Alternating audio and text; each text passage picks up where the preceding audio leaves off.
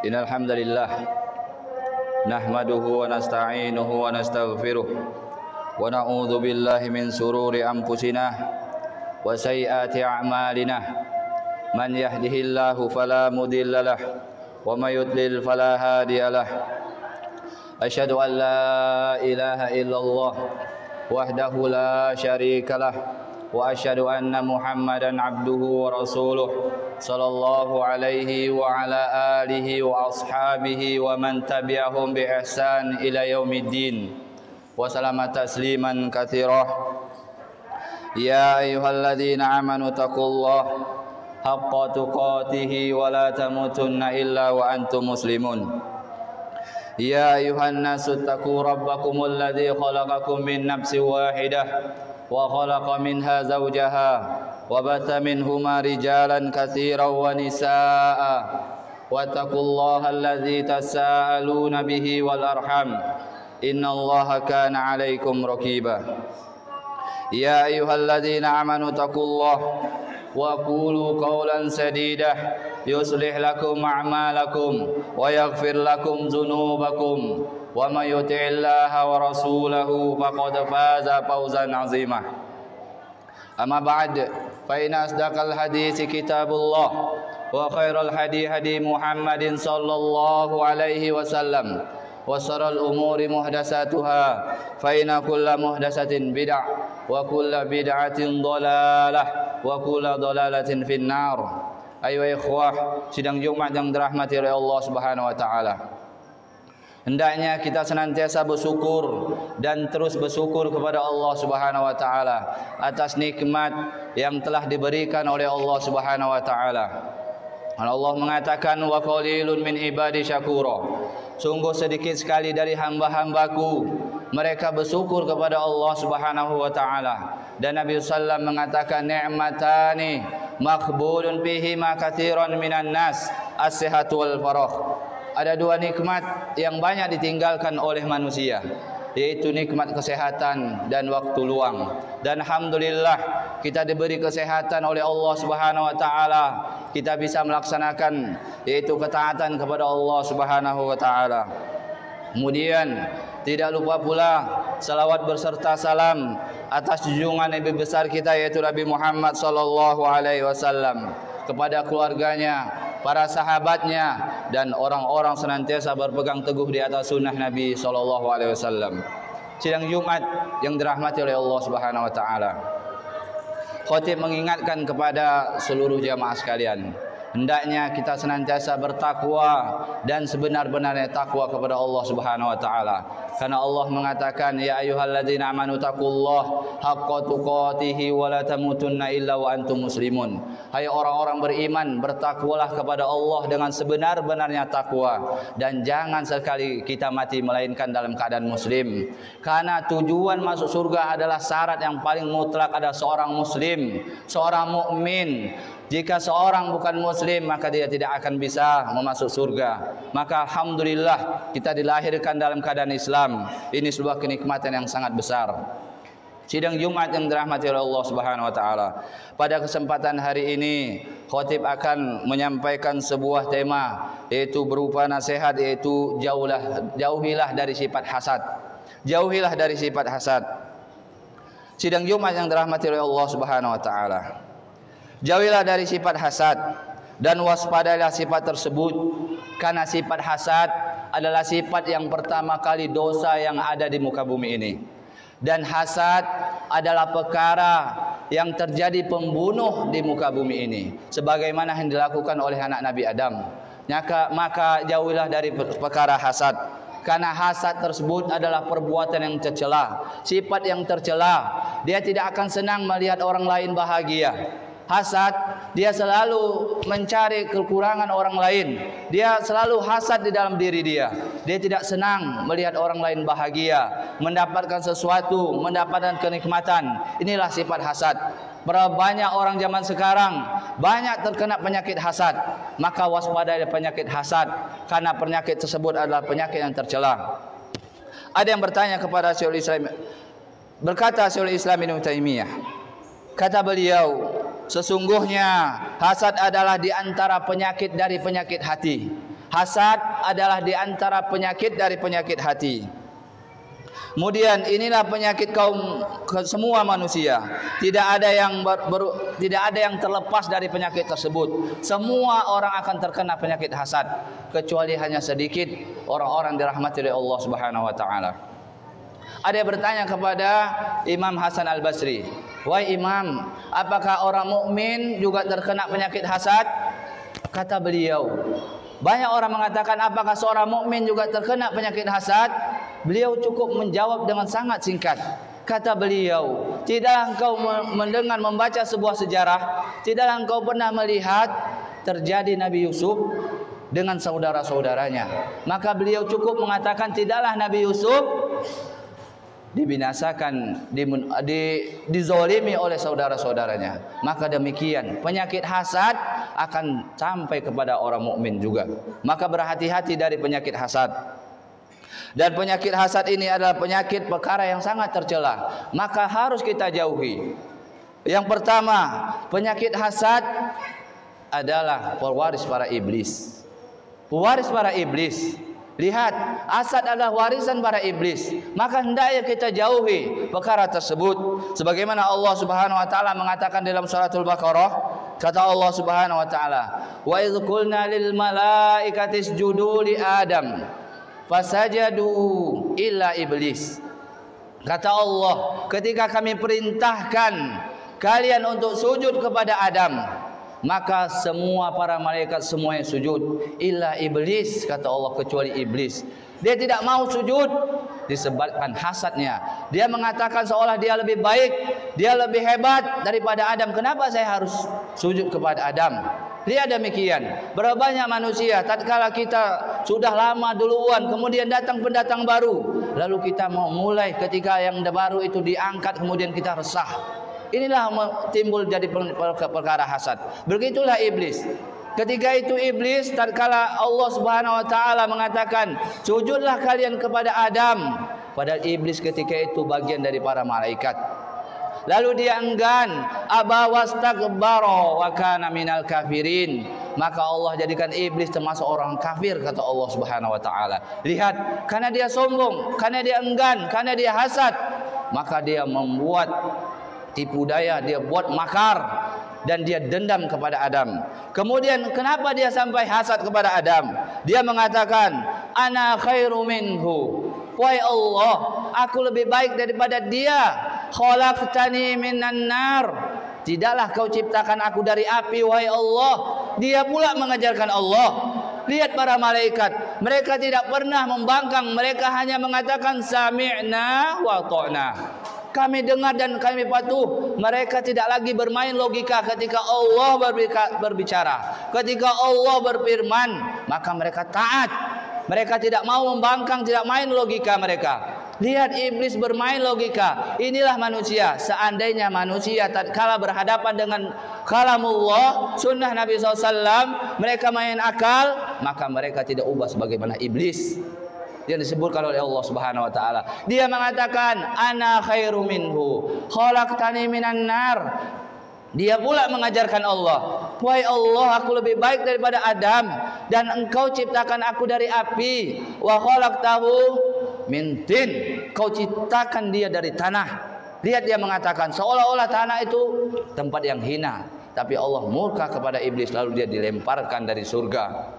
Hingga mulailah dia mengganggu dan mengajarkan sifat hasad. Maka hasad, hati-hati perkara hasad, karena hasad adalah perkara pewarisan para iblis. Maka berhati-hati dari perkara hasad. Yang kedua, orang hasad sama seperti merusakkan amal kebaikannya. Orang hasad akan memburukkan dirinya sendiri. Orang hasad dia akan menghancurkan kehidupannya sendiri. Maka jauh dari perkara hasad. Siapa yang ingin menghancurkan dirinya sendiri, maka lakukan perkara hasad. Nabi SAW mengatakan, kata Nabi SAW, "Iyakum wal hasada, fa inna hasada yakulu hasanah." Kata Nabi SAW, jauhilah dari kalian perkara hasad, karena hasad itu yakulu, kata Nabi SAW, dia akan memakan kebaikan-kebaikan kalian. kama ta'kulun nar hatoba. Sebagaimana api itu akan membakar kayu bakar. Lihat, orang hasad kata Nabi sallam, dan Nabi sallam mengatakan hasad dia akan menghancurkan dirinya sendiri sebagaimana kalian melihat kayu bakar. Kayu bakar apabila dia bakar, kemudian endingnya dia akan hangus, dia akan menjadi debu. Berapa banyak kita lihat orang hasad dia akan binasa di dunia sampai di akhirat. Hati-hati perkara hasad. Hati-hati perkara dengki. Lihat, sebagaimana orang zaman sekarang tatkala dia melihat seorang mendapat jabatan, seorang mendapat harta, seorang mendapat kelebihan, dia mulai gelisah, dia mulai membuat tipu daya, membuat makar, dia utus ini, utus itu. Kemudian semuanya terjadi, akhirnya terjadi pembunuhan, akhirnya terjadi kezoliman. Kemudian setelah dicek, ternyata dia pelakunya. Akhirnya dia binasa di dunia, dia ditangkap, akhirnya tinggallah keluarganya. Dia dipenjarakan, akhirnya dia akan menyesal. Keluarga ditinggal, anak istri ditinggal, semua ditinggal, orang kesayangan semua ditinggal. Di mana dia? Dia akan dimasukkan ke dalam penjara disebabkan hasadnya dulu. Maka sunnatullah Nabi sallallahu mengatakan hati-hati kalian terperkara hasad. Hasad ini dia akan membinasakan diri kalian sendiri. Dalam perkara akhirat jelas. Bagaimana Nabi sallallahu orang hasad dia tidak akan terlepas, pasti terkena penyakit ghibah, namimah. Itulah hasad. Dia melihat orang lain, dia akan mengatakan keburukan-keburukan orang lain. Dia resah, dia risau. Dia akan ghibah kemana, ke sana kemari. Kemudian dia ghibah, kemudian dia namimah, adu domba. Ini orang hasad. Lihat, bukanlah Nabi sallallahu mengatakan, kata Nabi sallallahu, tahukah kalian orang yang bangkrut? Tahu nggak kalian, kata Nabi sallallahu. Para sahabat mengatakan, orang yang bangkrut ya Rasulullah, orang memiliki harta yang banyak lalu hartanya habis.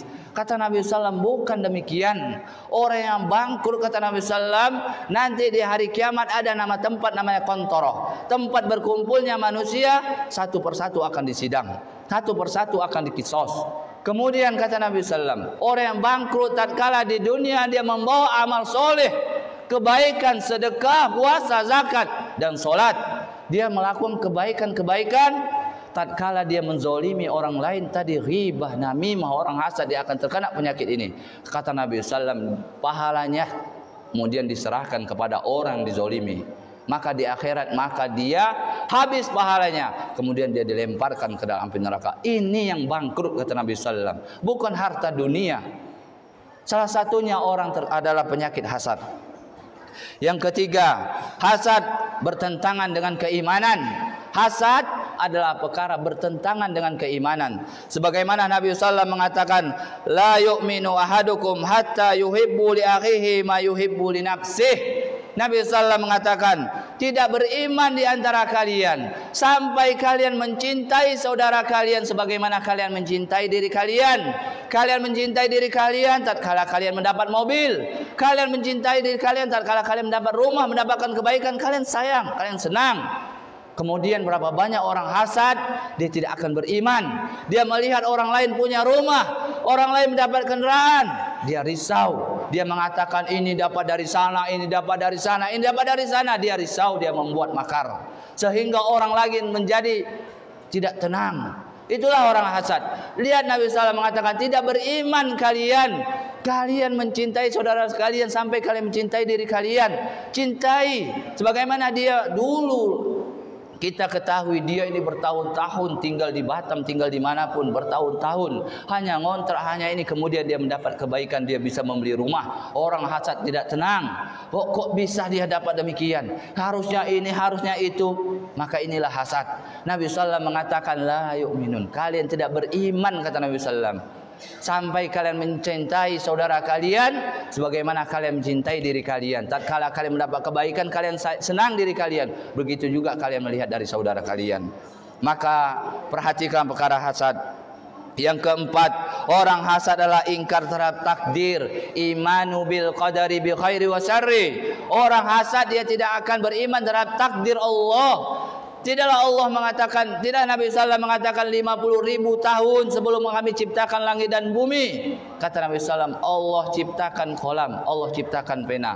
Uktub, kata Allah, tulis semua perkara di muka bumi ini. Si fulan, saya, diri kalian dan semuanya, semua sudah dicatat oleh Allah Subhanahu wa taala. Dia mendapat ini, dia mendapatkan itu, dia mendapatkan ini. Orang hasad dia agak tenang.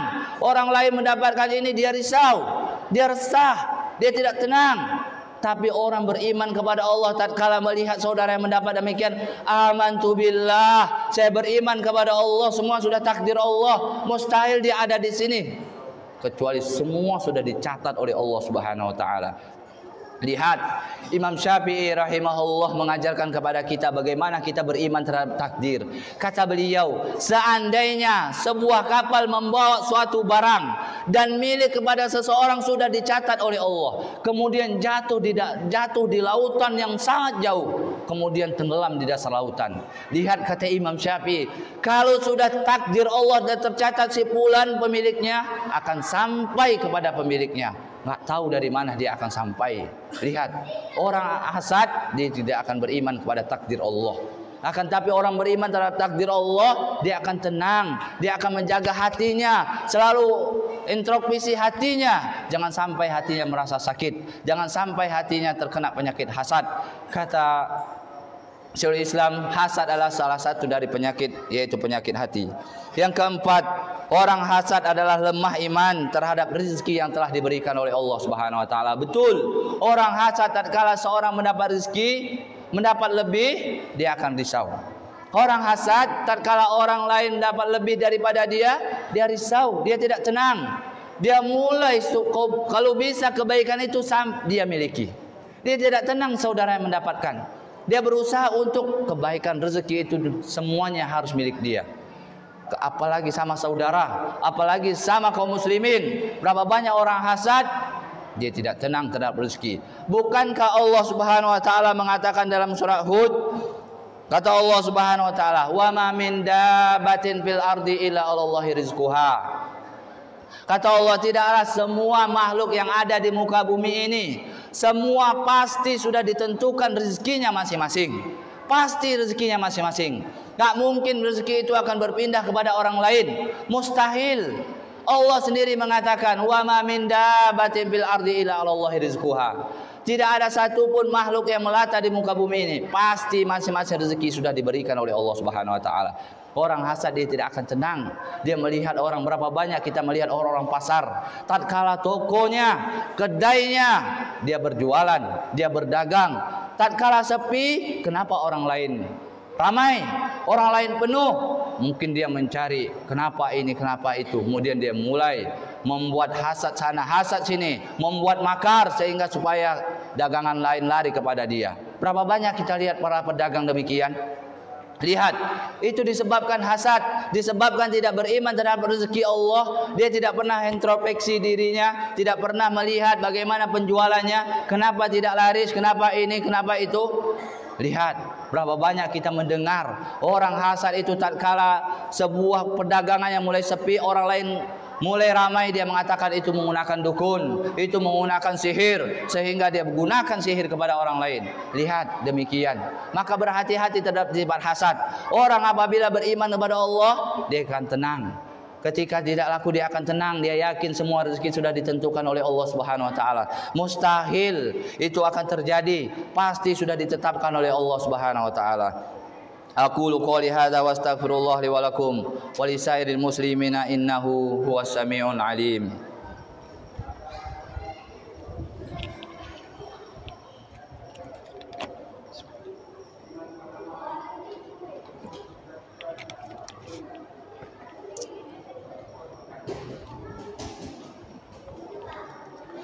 Alhamdulillahi wa kafa. Wassalatu wassalamu ala rasulillahi mustafa wa ala alihi wa ashabihi wa man tabi'ahum bi ihsan ila yaumiddin. Wa salamat tasliman katsirah, amma ba'd. Saudaraku sidang Jumat yang dirahmati oleh Allah Subhanahu wa taala. Setelah kita mendengar bahaya dari perkara hasad, maka hendaknya kita jauhi dari perkara hasad. Karena perkara hasad disebutkan oleh Syekhul Islam Ibnu Taimiyah, perkara hasad adalah penyakit di antara penyakit hati. Maka jaga hati kita. Maka berusahalah kita agar hati kita selamat, agar hati kita tenang. Bagaimana kita supaya terhindar dari perkara hasad? Allah Subhanahu wa taala mengatakan, allazina amanu wa tatma'innu qulubukum bi dzikrillah, ala bi dzikrillah tatma'innul qulub. Allah mengatakan, orang-orang yang beriman dan hati mereka menjadi tenang tatkala mereka mengingat Allah. Kemudian mereka akan mengingat Allah. Hanya dengan mengingat Allah maka hati mereka akan tenang. Lihat, maka hendaknya kita selalu mengingat Allah. Maka hendaknya kita selalu berzikir kepada Allah, membanyak berbaca Quran, ikut pengajian, belajar ilmu syar'i, sehingga kita terhindar dari penyakit hasad. Kemudian hendaknya kita jaga hati, karena hati yang lembut, hati yang selamat, maka dia akan mendapat kebahagiaan, yaitu dia akan dimasukkan ke dalam surga. Sebagaimana Allah Subhanahu wa taala mengatakan, yauma la yanfa'u malun wala banun illa man atallaha biqalbin salim. Karena penyakit hasad adalah salah satu penyakit hati. Lihat, Allah Subhanahu wa taala mengatakan yauma la yanfa'u malun wala banun illa man atallaha biqalbin salim. Pada hari, kata Allah Subhanahu wa taala, tidak berguna lagi, yaitu harta kalian, anak-anak kalian, kecuali orang yang datang kepada Allah membawa hati yang selamat, hati yang jauh dari dengki, hati yang jauh dari hasad, hati yang tenang, hati yang tunduk, yang selalu mengikuti perintah Allah, mengikuti sunnah-sunnah Nabi SAW. Itulah orang-orang yang selamat. Maka waspadailah, jaga hati kita, karena hati inilah bermula dari perkara hasad. Jika kita mengingat Allah, jika kita mulai gelisah, maka kita senantiasa duduk baca Quran, duduk ikut majlis taklim, sehingga kita terhindar dari penyakit yang buruk. Kemudian penutup, ada sebuah kisah diceritakan oleh Nabi SAW. Para sahabat mengatakan, ketika Nabi SAW duduk bersama para sahabat, ketika itu ada sahabat-sahabat senior, ada Abu Bakar, ada Umar, dan sahabat-sahabat yang lain. Nabi SAW mengatakan, sebentar lagi di pintu itu ada lewat salah seorang laki-laki. Dia adalah laki-laki penghuni surga. Ketika itu para sahabat yang hadir ketika itu, mereka bergemam di dalam hati mereka. Mereka mengatakan, ya Allah, semoga dia kerabatku. Ya Allah, semoga dari saudara-saudara kami, sahabat-sahabat keluarga kami yang lewat itu. Ternyata lewatlah salah seorang laki-laki. Dia tidak terkenal. Kalaulah lewat Abu Bakar, kalaulah lewat Umar, maka sahabat mungkin tenang. Akan tetapi yang lewat mungkin sahabat yang tidak terkenal sebagaimana sahabat-sahabat kibar. Lewatlah dia. Ketika para sahabat diam, Abdullah bin Umar bergemam dalam hatinya. Kok bisa laki-laki ini disebutkan oleh Nabi SAW, yaitu penghuni surga.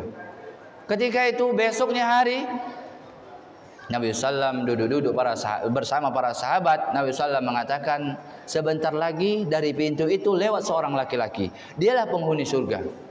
Dan para sahabat mengatakan, semoga orang lain lagi. Dia adalah kalangan dari keluargaku, saudaraku.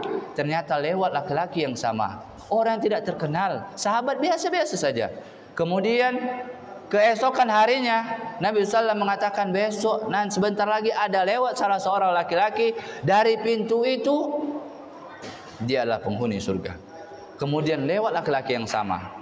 Kemudian lihat kegelisahan para sahabat. Seharusnya demikian kita. Kalau ada kebaikan, sunnah-sunnah Nabi menceritakan tentang kebaikan, maka kita bergegas. Bagaimana bisa kebaikan bisa kita capai? Bagaimana amal-amalan bisa kita masuk surga? Maka seperti itu kita zaman sekarang. Maka Abdullah bin Umar ketika itu bergegas mengejar laki-laki tersebut dengan kesendirian. Dia mengatakan, wahai saudaraku, sesungguhnya aku ada masalah bersama kepada orang tuaku. Apakah boleh aku menginap di rumahmu? Kata orang tadi, silakan. Kemudian dia menginap, dalam seharian dia menyaksikan hanya ibadah-ibadah yang sebagaimana dilakukan para sahabat yang lain. Mungkin ada sahabat yang lain lebih hebat lagi ibadahnya, lebih taat lagi kepada Allah. Dan laki-laki ini tenang, dia melakukan sebagaimana dilakukan oleh sahabat-sahabat yang lain. Dia sholat wajib, yang lain juga melakukan. Dia sholat sunnah, orang lain melakukan. Kemudian tidak ada spesial sebagaimana sahabat-sahabat lain melakukan. Tidak ada yang lebih daripada yang lain, sama. Kemudian pada hari berikutnya beliau melihat sama, tidak ada kelebihan, tidak ada kekurangan, hanya itu yang dikerjakan. Kemudian sampai 3 kali, kemudian dia menyaksikan tidak ada. Kemudian Abdullah bin Umar mengatakan, wahai saudaraku, sesungguhnya aku tidak ada masalah denganmu. Tahukah engkau, tatkala kami duduk, Nabi SAW mengatakan, lewat di antara sebuah pintu laki-laki yang penghuni surga. Ketika itu laki-laki itu bersedih, menangis. Lihat, yang mengatakan Nabi SAW, bagaimana kita disebutkan Nabi, si fulan masuk surga. Apakah gembira kita? Seorang laki-laki tadi bergengam, nangis dia, mengatakan, apakah demikian?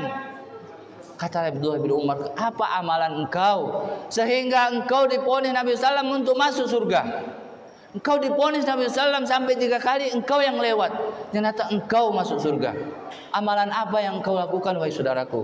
Wahai Abdullah, tidaklah engkau menyaksikan aku sebagaimana engkau menyaksikan amal-amalanku sehari-hari. Oh, hanya itu yang aku lakukan. Kata Abdullah, kalau demikian aku akan pergi. Kemudian tatkala Abdullah ingin keluar, lalu dia panggil, wahai Abdullah, kemarilah. Sesungguhnya wahai Abdullah, mungkin amalan yang selalu aku jaga di dalam diriku, aku tidak pernah melihat, aku tidak pernah terbersih hasad kepada saudaraku. Tatkala saudaraku menzolimi, aku tidak menzolimi dia. Tatkala saudaraku telah merugikanku, aku tidak merugikan dia. Aku selalu tenang, aku melihat dia bahagia, aku bahagia. Dan aku tidak pernah hasad satupun kepada saudara-saudaraku. Aku menjaga hatiku. Maka benarlah Allah mengatakan, yauma la yunfa'u malun wala banun illa man atallaha biqalbin salim. Pada hari yang tidak berguna lagi harta kalian, anak-anak kalian, kecuali hati yang kita jaga, yaitu hati yang selamat. Maka jaga hati kita, jauhi dari perkara hasad, jauhi dari perkara dendam. Jika ada yang menzalimi kita, maka doakan kepada Allah agar dengan amalan tersebut kita bisa dimasukkan ke dalam surganya Allah Subhanahu wa taala. Innallaha wa malaikatahu yusholluna 'alan nabi ya ayyuhalladzina amanu shallu 'alaihi wa sallimu taslima. Allahumma shalli 'ala Muhammad wa 'ala alihi Muhammad kama shallaita 'ala Ibrahim wa 'ala ali Ibrahim innaka Hamidum Majid. Wa barik 'ala Muhammad wa 'ala alihi Muhammad kama barakta 'ala Ibrahim wa 'ala ali Ibrahim innaka Hamidum Majid. Allahumma ighfir lil muslimina wal muslimat wal mu'minina wal mu'minat al ahya'i minhum wal amwat innaka sami'un qaribun mujibu da'wat. Rabbana hab lana min azwajina wa dhurriyyatina qurrata a'yun waj'alna lil muttaqina imama. Allahumma inna nas'alukal jannah wa ma qarraba ilaiha min qaulin wa amalin. Allahumma inna nas'alukal jannah wa ma qarraba ilaiha min qaulin wa amalin. Allahumma inna nas'alukal jannah wa ma qarraba ilaiha min qaulin wa amalin. Allahumma inna nas'alukal huda wat tuqa wal afa wal khina. Rabbana atina fid dunya hasanah wa fil akhirati hasanah wa qina adzaban nar. Wa sallallahu ala nabiyyina Muhammad wa ala alihi wa ashabihi wa man tabi'ahum bi ihsan ila yaumiddin. Wa akhiru da'wana anil hamdulillahi rabbil alamin. Aqimus shalah.